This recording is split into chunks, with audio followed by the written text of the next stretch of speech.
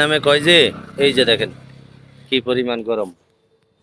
এই যে দেখেন গরমে বাংলাদেশের অবস্থা খারাপ। এই দেখেন কুত্তা পানিতে নামছে, দেখছেন? হ্যালো, কি গরম লাগতেছে বেশি তোমার? এখন তোমার কি অবস্থা, কি ফিল করতেছো? আমাদেরকে একটু জানাও। তোমার কাছে এখন তোমার কাছে কেমন লাগে? তুমি তো গরমে আইয়া লাফ দিয়ে পড়ছো, এখন তুমি কি ফিল করতেছো? হ্যালো, হ্যালো, আপনার কাছে এখন কেমন লাগতেছে? শরীরটা শান্তি লাগতেছে? কি ফিল করতেছেন আপনি? ঠান্ডা লাগছে?